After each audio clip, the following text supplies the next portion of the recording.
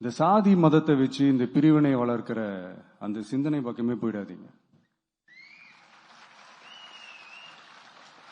அந்த சிந்தனை உங்களையோ இல்ல உங்க மைண்டையோ டிஸ்டர்ப் பண்ற அளவுக்கு அதை அலோவ் பண்ணவே பண்ணாதீங்க. விவசாயிகள் என்ன சாதி மதம் பார்த்தா பொருளை விளைய வைக்கிறாங்க? தொழிலாளர்கள் என்ன சாதி மதம் பார்த்தா பொருளை உற்பத்தியில ஈடுபடுறாங்க? இவ்வளவு ஏன் இயற்கை அம்சங்களான வெயில் மழையில சாதி இருக்கா, மதம் இருக்கா?